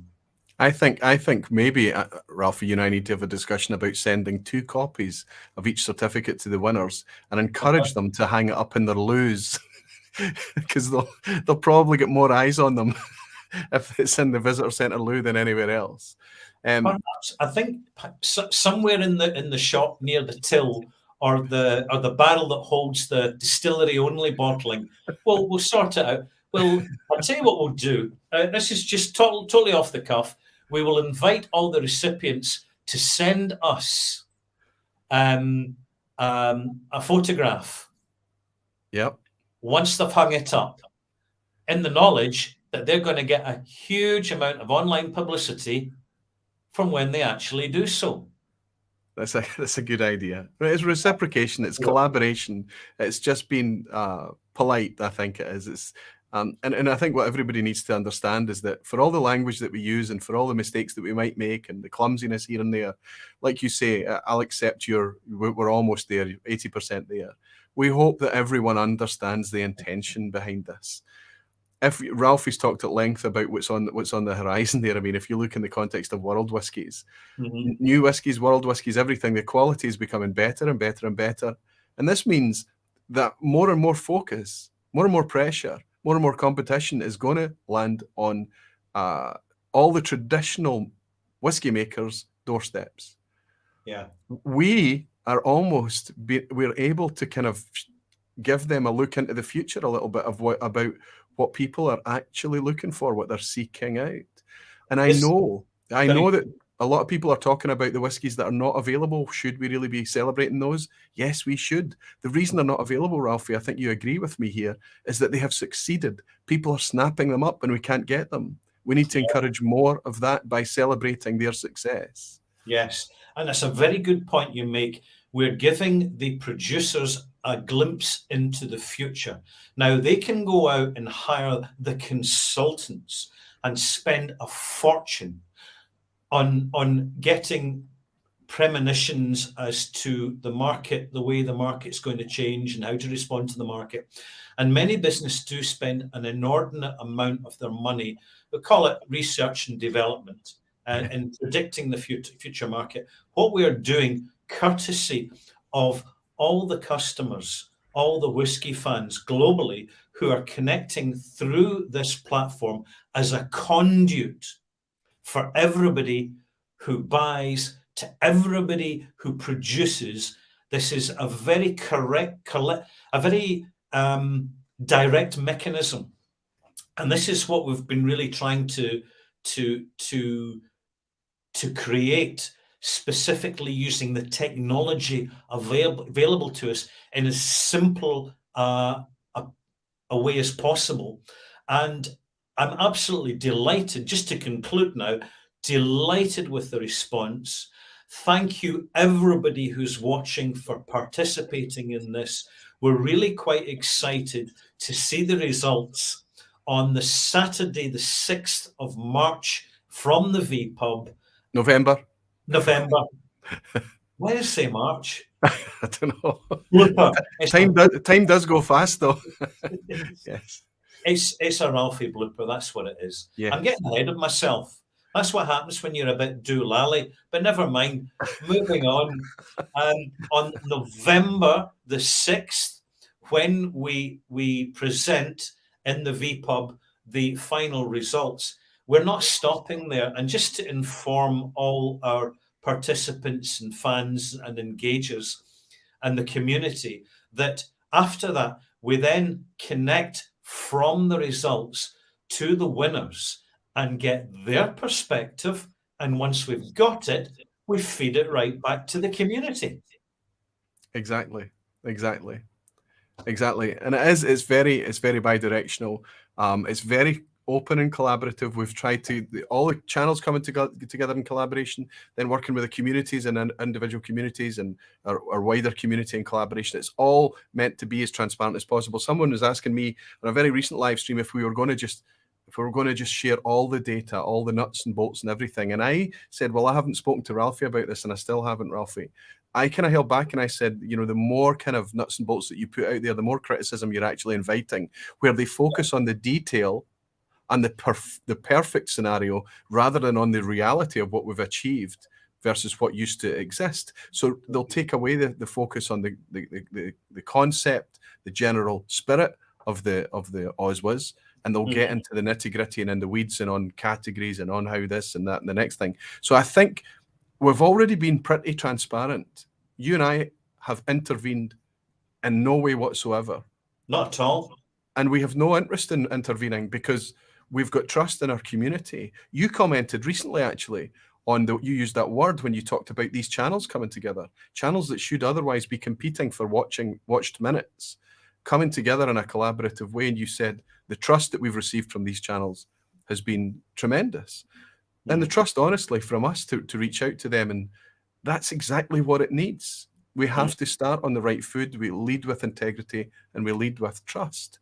And I think it's generated all of that positive feeling. Ralphie, if we make a mistake, I hope the communities will forgive us our mistakes and realize that maybe next year we'll refine it and tweak it a wee bit. But I feel the same as you. Yeah. We're perfect. Aye, okay. Well, I tell you what, right now is the analogy I'll use. If you look at the screen right now, everything looks great and clean and well presented and things.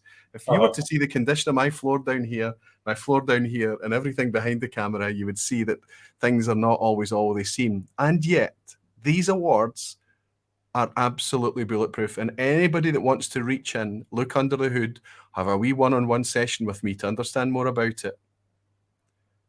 If you have a genuine interest and if you have a genuine claim, Ralphie and I are happy to talk about anything.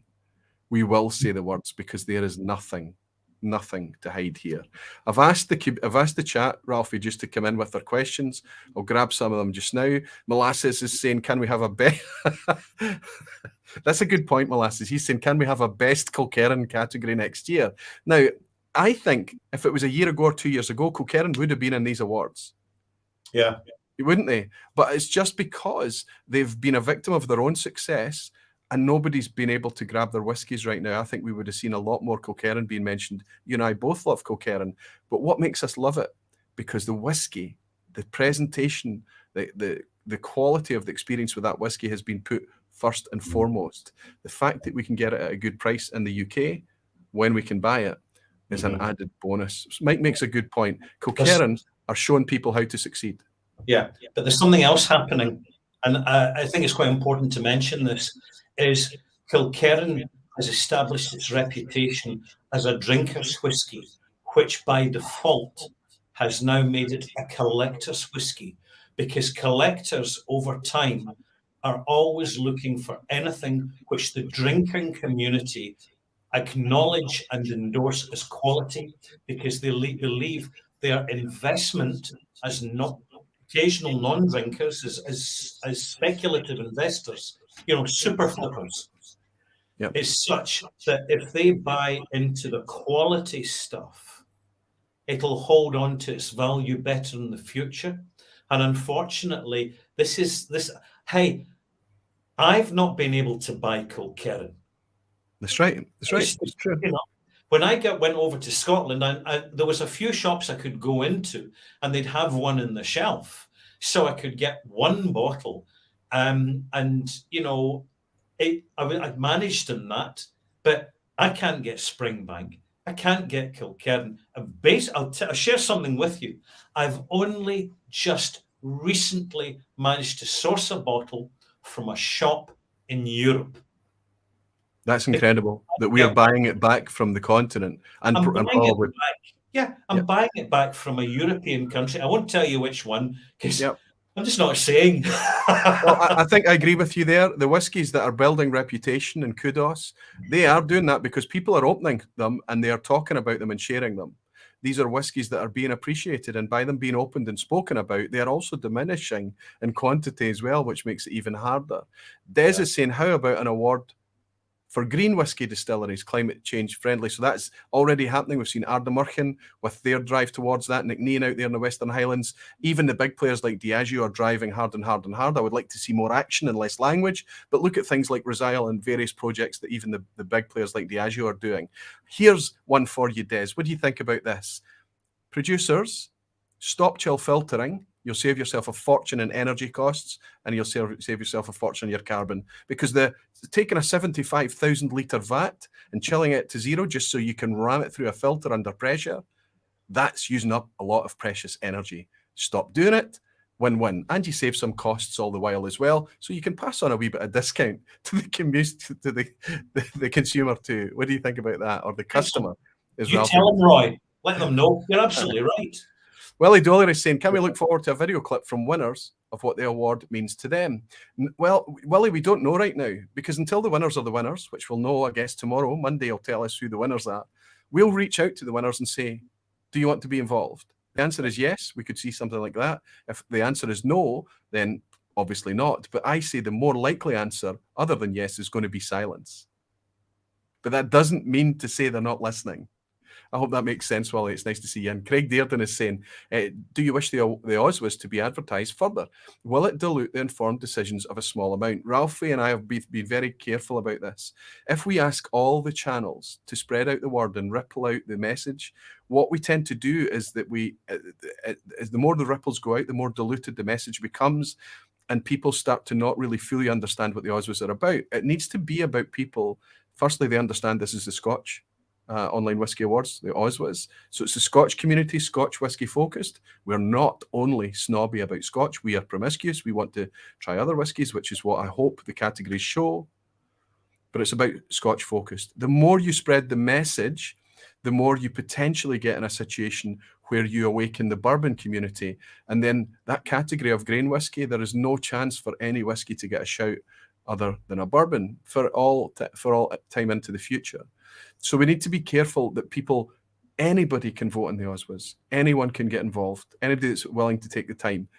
But if they come at it with the understanding and the right intention, that's all that we ask. But in future, we probably need some help. Everyone is saying the data you collected from the awards would be valuable to whisky producers. Any plans to distribute the data? I'll let you answer that one, Ralphie. It's pretty easy.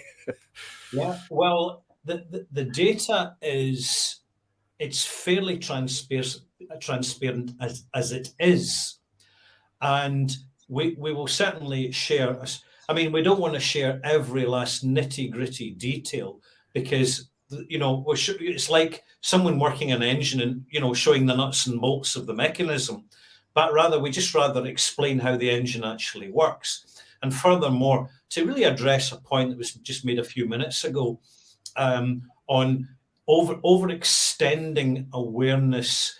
And it's important to Roy and I, and we have discussed it, that we allow the Oswas to grow at its own pace in the knowledge based on experience that we have as onliners, connecting with the online community on a global level, that it's going to grow just fine.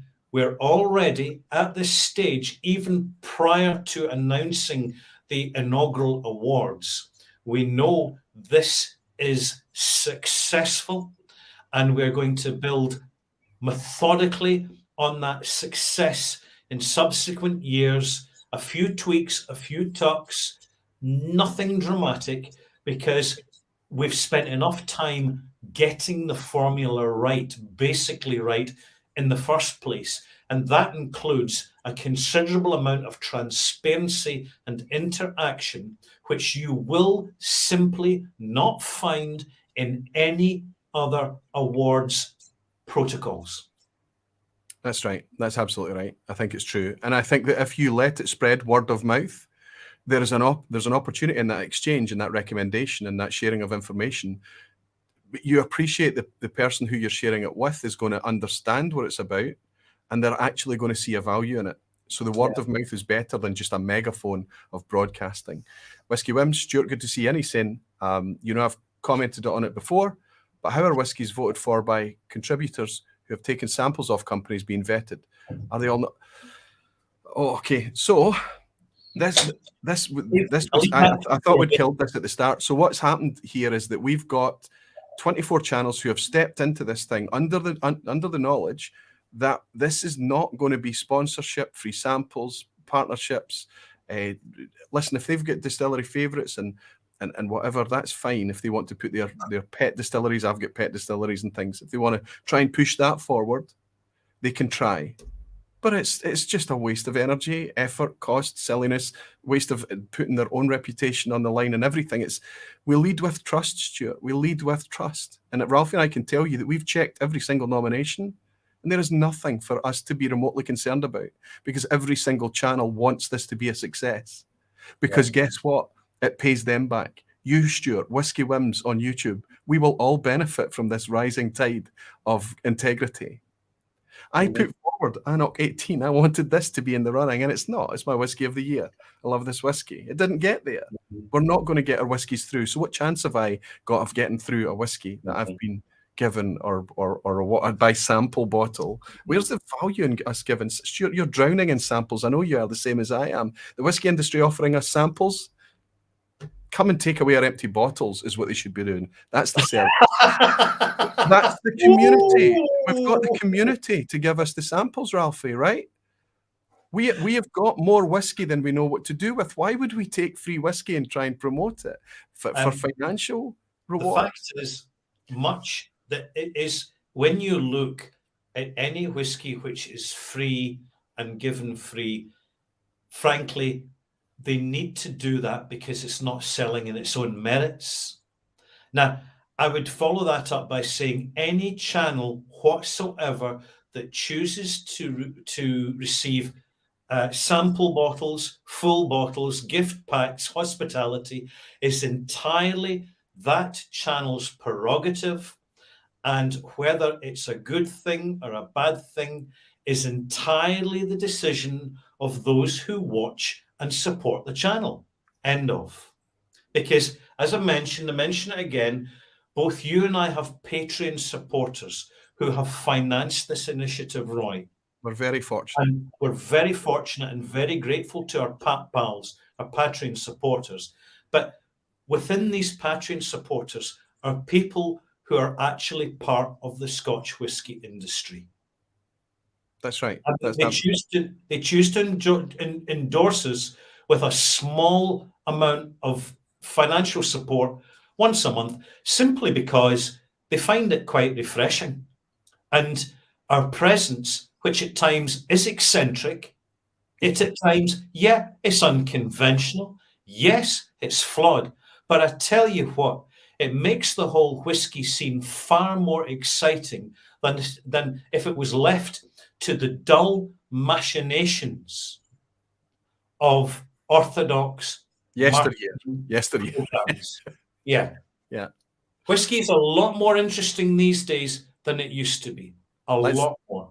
Absolutely, I agree. There's a lot of comments coming in, Ralphie. Peter Morris is saying, has there been any engagement from the industry at this early stage already, apart from the admirable price freeze from retailers? Retailers have stepped forward. I'll need to update the page tomorrow. There's been one or two actually stepped forward since the last update on the Oswald's website. That's retailers that are recognising the value in this, and they're stepping forward to say, we understand anxiety in the community over price bumps based on their nominations. We will not increase the prices.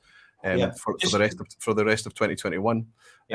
Go ahead, Ralphie, go. Can I just for anybody who wants to know who these retailers are, you go onto the OSWA, oswa.co.uk, the hub, the centre, the fortress of these awards, and there they are. That's where you will find those retailers who have pledged a complete price freeze to the end of the year for all the nominated whiskies, all of which are fantastic whiskies.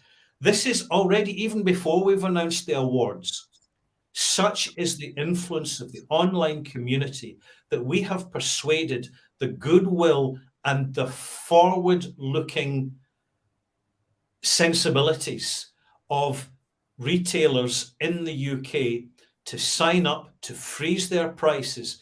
And my message to the whiskey fans and all the supporters here is, take full advantage of this.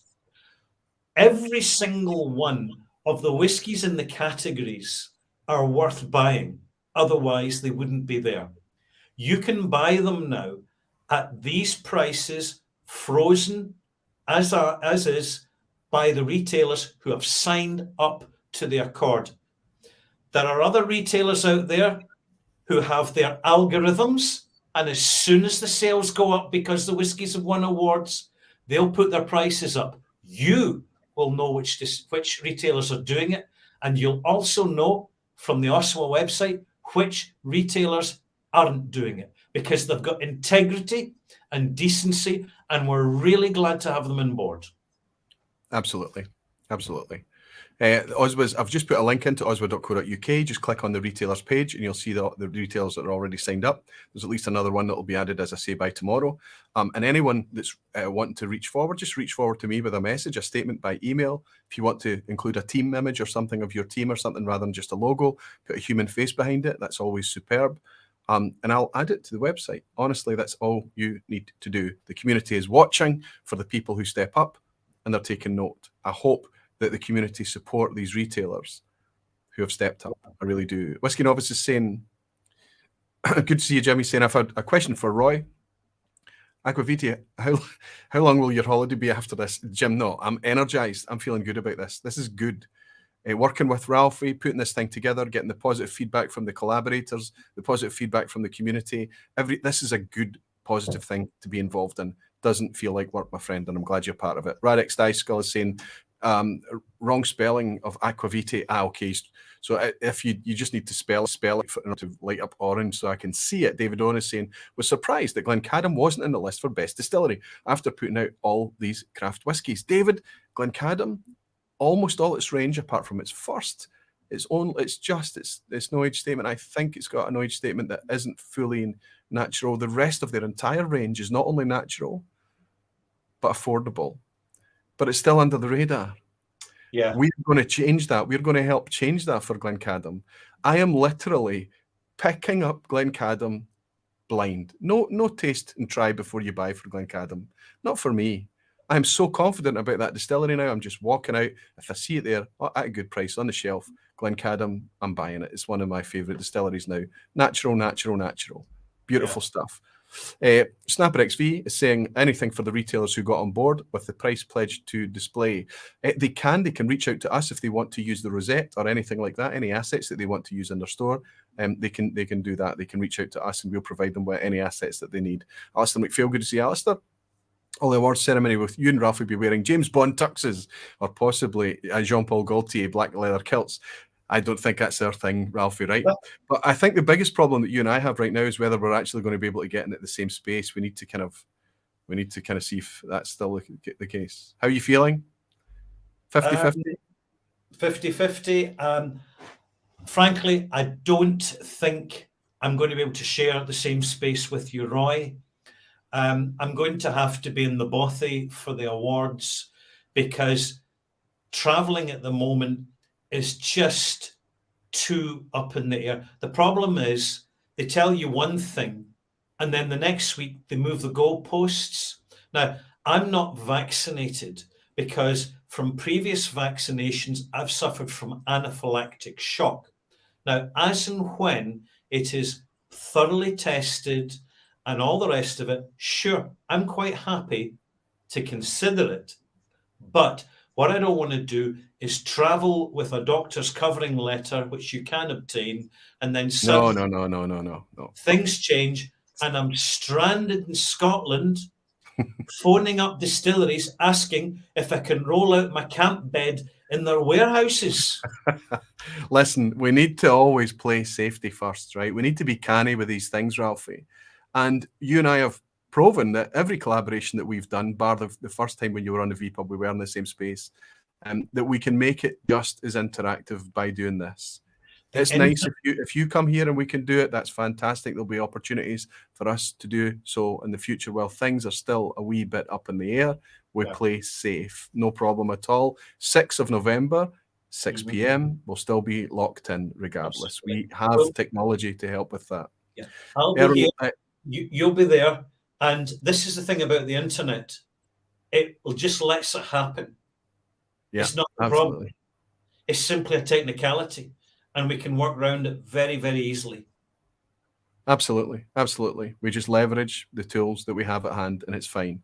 JG is saying Scotch is about 15% of my collection. I watch Aquavita because of your personality, honesty, and experience of Scotch. Through you, cheers. Thank you so much, JG. That's very, very nice of you to hear. I predict that 15% of your collection will hopefully grow, and it's a positive thing for you, my friend. I just want to make sure that I don't miss these, because there was another wee super chat that came through, and I have missed a few of those in the past, and I always feel very, very guilty when I miss them. It's a miserable thing to miss it. A toast to you and Ralphie from moving talk to action with the Oswas, and influencing what you value in whiskey. Slantia, and fair winds from Chris Everwind in the States. Can't wait. Thank you very much, Chris. Thank you for your virtual dram, and thanks to JG as well. Erwin Laranaga saying, is there thoughts of expanding to best single malt of the world? More detailed even, i.e. single malts or India, single malts of North America. Erwin, we're going to keep that granularity in check. I think the more simple we can make the Oswas, the more effective they'll be. I hope that Ralphie agrees. I think that as soon as you remember we talked about death by categories, right? If you just drown people with the amount of categories that come out, it just smacks of trying to include everybody, give out too many awards, and it dilutes the message, I think. We're open to extending it, but it might cause us a wee bit of consideration before we do that. Blue Devil 101 is saying, recommend a category for Best Master Distiller with an invitation to speak at the awards ceremony, or just invite Billy Walker as a guest. Do you know, that's one thing that I worked out quite... it was actually after it was already released, that there wasn't anything that kind of marked any specific personality or people in the industry. So there is scope for that to expand in the future, because it's not all about bottles and liquid and casks and distilleries and buildings. Everything is about people, and we should always, in everything we do, put people first. So it's interesting, Blue Devil. I think it's a good shout to include people in the awards in the future in some way or another. We'll put a wee paperclip on that one, I think. EDR 777 is saying, do you think Springbank will be easier to find next year or easier worldwide? I'm going to predict that it will still be challenging, but we should see a bit more Springbank. Why? Because all the touts and all the professional flippers, all the cynics, let's say, have started to move back into their concerts and music venues and sporting events and flip and profiteer out of that market. We might see a bit pressure come off on the whiskey side, and for it to be a wee bit more available. I think I could be naive there, but I'm hoping that that's the case. Max Kreitner is in. Superb. Max is saying, only in combination with Aquavita branded. Okay, I thought that was a question to me, Max. Thank you very, very much. Aquavita slippers. I don't think they're ever going to exist, but I know exactly what you're talking about, Max. Graham Fraser is saying, are there any signs of the industry taking notice of the Oswas so far? Ralphie, I've had individual feedback, but it's quite tentative. They're curious, but they're kind of keeping their distance and just kind of watching to see how this switches. Would you agree? The key word that you used is curious. The Scotch whisky industry are very much aware that the economic climate is going to get a lot colder over the next 3 years due to a significant global depression and squeeze on spending money that people have for luxuries. There's going to be significant inflation. The costs for making whiskey or any other spirit are going to rocket. I mean, energy alone. The production of any spirit is a very intensive, energy intensive process, an expensive process. The cost of grain, particularly good quality grain, is going to seriously rise. And therefore, the cost of production to the market is going to soar rapidly at a moment in time when the customer base that they're looking out to connect with is shrinking, but also expanding in certain areas. This is part of the bifurcation that's going on. The whiskey industry publicly really only wants to connect with one homogenous whiskey market, but that doesn't exist anymore. No. And the smarter people in the Scotch whisky industry and the global spirits industry are fully aware of this. They need to diversify. They need to multi-target their product And there's no distillery does this better at the moment than Foursquare in Barbados. They're absolutely getting it right. And people in the industry don't know this until they listen to what we're saying, and then they go and check it out for themselves because they can do it from the office or the kitchen or the garden shed on their laptop or even their mobile in 10 to 15 minutes. And that's what's happening. The landscape is shifting dramatically. Well, hopefully Ralphie, through the Oswas, we'll be able to... One industry, there's two industries. There is the mass consumer passive industry that needs to be marketing rich, that needs to be discounted, that needs to have tighter and tighter margins because Amazon and the big supermarkets and the distributors impose it. And then you've got the quality end, the informed customer, active customer market, where this is where the smaller distillery has got a far better fighting chance to bottle the quality, which they can very easily do. All they have to do is invest in it, cut down in the old traditional marketing, put the money into the casks, put it out there, just drop the pebble in the pond, and not for the first time, because it happened to Springbank, it happened to Kilkerran, it's happening to Ardnamurchan right at this moment. The online community are the biggest marketing force that any contemporary distillery could ever wish for. I'll go one further. I agree with you fully, and that was very well said. I would also say that the online platform is just where the enthusiast occupies themselves now. Yeah. Back in the day, the reason Macallan is the brand it is today is that if you knew, you knew, and you drank Macallan in the 1970s.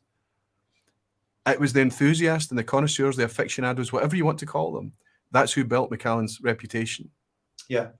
Marketing played a huge part. There is absolutely no doubt. Clever, sharp marketers. We live in a world of information in our pocket. It's changed. The dynamics have changed. It really has. Ralph, I think you and I need to look at the time. We've probably got another 8 or 9 minutes, okay? Let's make I'll make a promise. Maybe you could get on board as well. There's lots of questions coming in that we're not going to get to in this session. What I will say, if you put the question in the comments under the video, I promise I will respond to you. If you ask a legitimate question, I will respond to that in the questions underneath. Hopefully, Ralphie will find a wee bit of time to do so as well, if it's something that's specifically directed at Ralphie. If you get any messages, just redirect them immediately to me, and I will respond.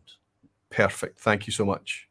Simon Ray is asking, is there any plans for a retailer award? Some of them are being proactive and trying to stop flippers, snaffling and limited bottlings. Absolutely. Lots of really proactive, clever retailers out there.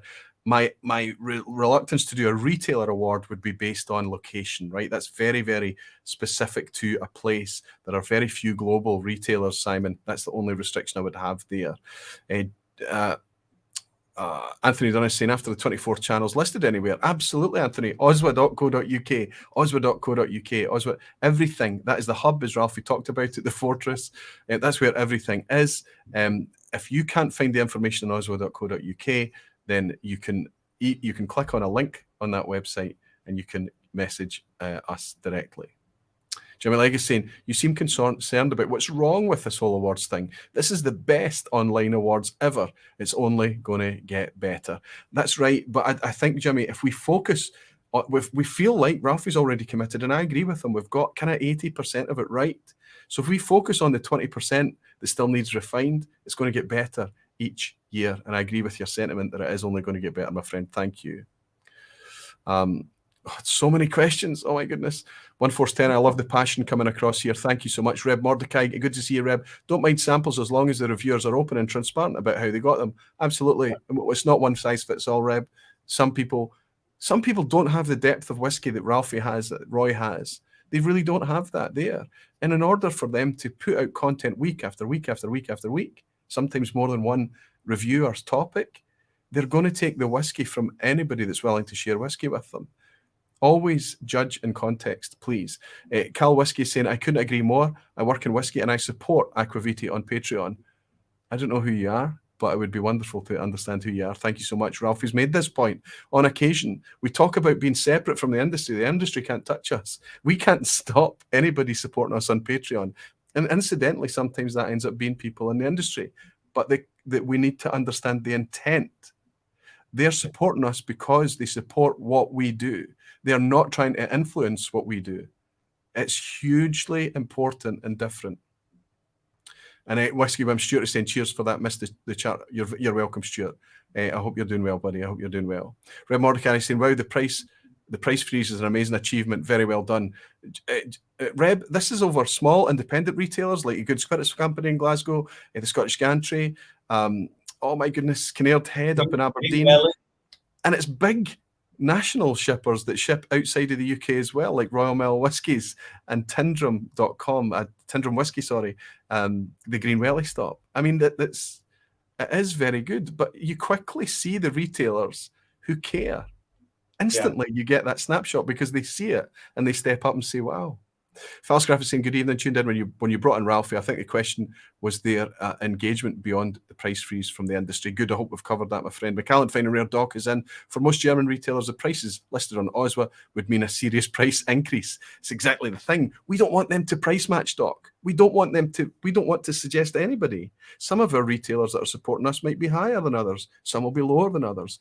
We're not asking to meet a price point. We're just asking that they don't gouge, that they don't profiteer, that they hold the prices. That's all we're asking. And that's easy for most retailers to do because guess what? They're ethical retailers who are also enthusiasts. They're the ones that you see stepping up. Reb is saying, correct, Glencadam is entry level, is NAS and chill filter, distillery manager, disowned this expression. He had nothing to do with it. We find that right across the industry. The people who make the whiskey, who touch the whiskey, who taste the whiskey, who appraise the whiskey, are not the people who bottle it. That's the significant difference. The more we can get on board and help those people that know how good a product they make, help them achieve the releases representing what they make, the better. They feel better. Ralphie and I have both had individual direct messages screaming support for our voice. They are encouraging us to be louder and more cutting than we're already being because they're on the inside and desperately sad about some of the things that's going on. Yeah.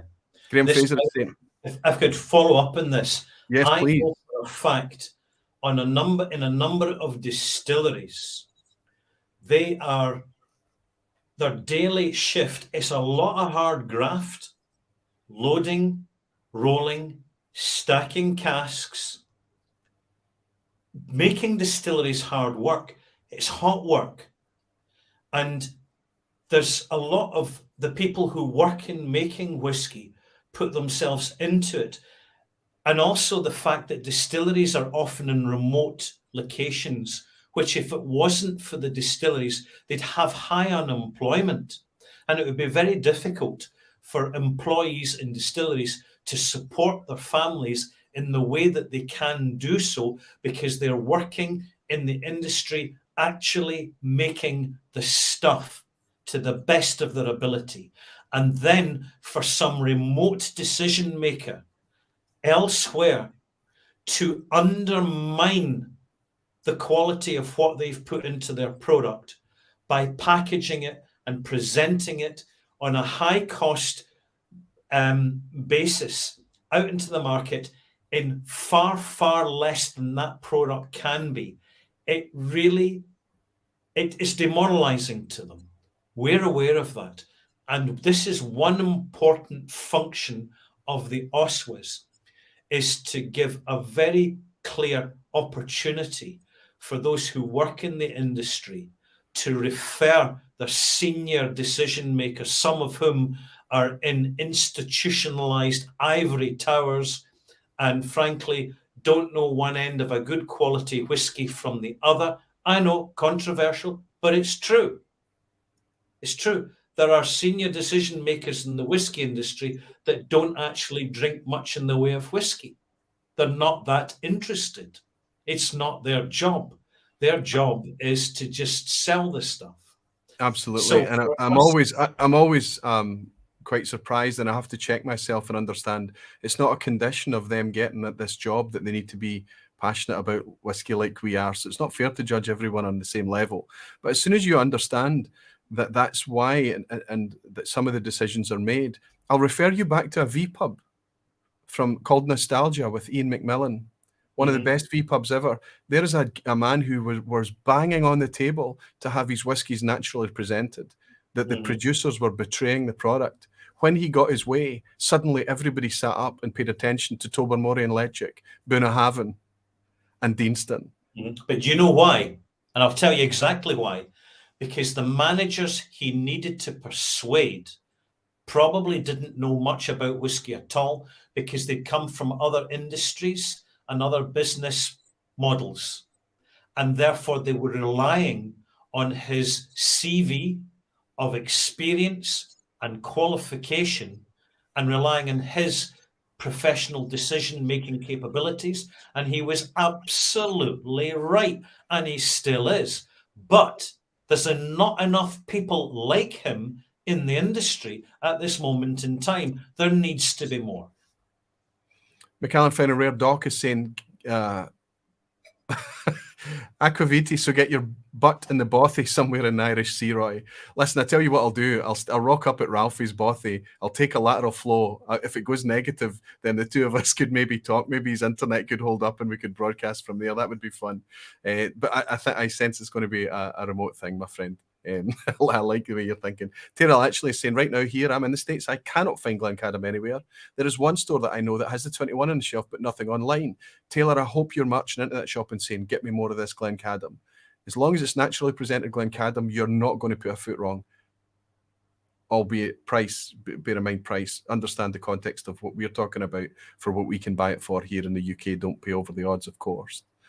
Falscraft is saying, has there been any engagement from the industry beyond the price freeze? So only, it's tentative right now. We don't need it. We don't need it, Falscraft, honestly. Tim Smart, that looks like a new name. He's bought us a generous dram, Ralphie, saying, finally, some honesty and integrity in Scotch Whisky Awards. Do you know what, Tim?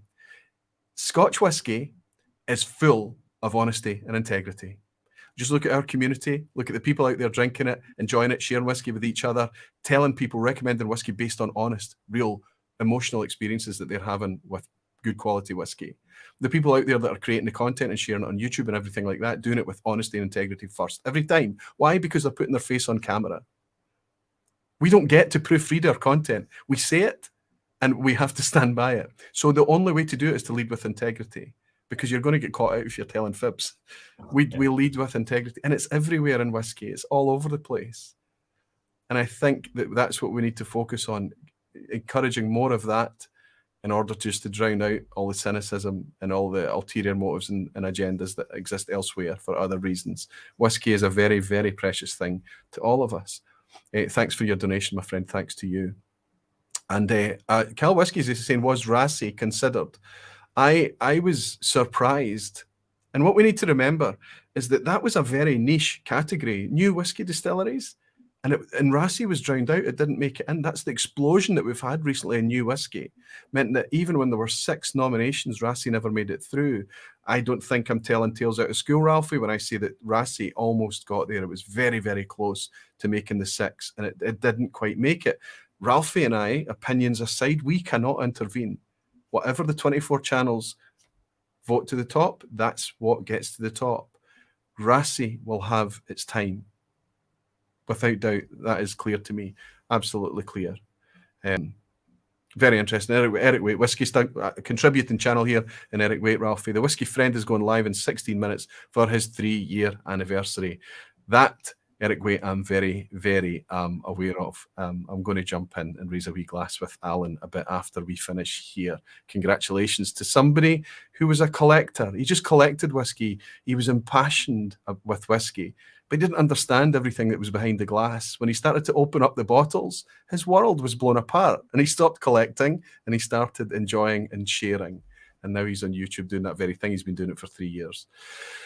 Terrific stuff. Ralphie, how can we summarize here? How can we summarize? Let me help you out here, Roy.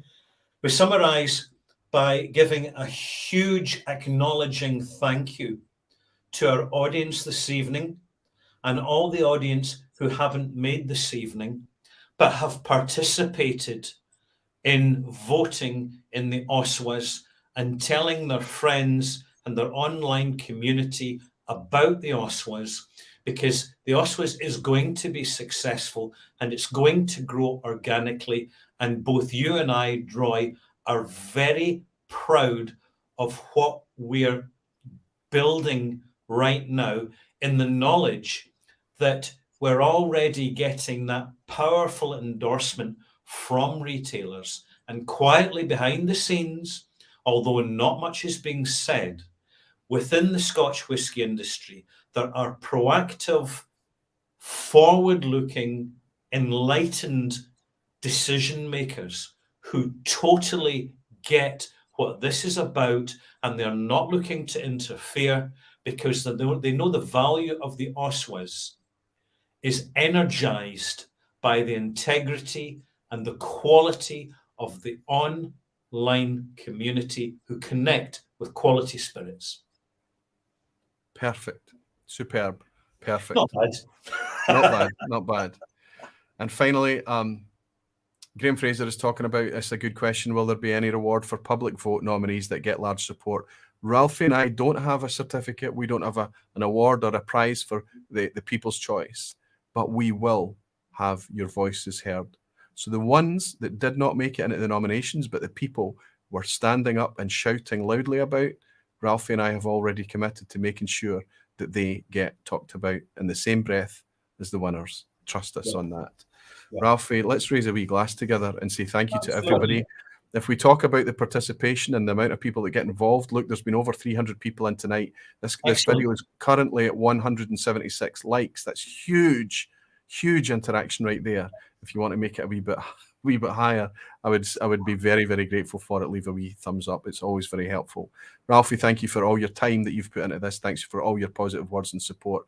Thank you all so much. Right. And we will speak to everybody, I guess, and the awards on the 6th of November, my friend. 6th of November, folks. Put it in your diary and don't miss it. Don't miss it. It's one of the whisky events of the year. I look forward to seeing you there, my friend. Thank you all so much. Thanks to everybody. Slàinte mhath.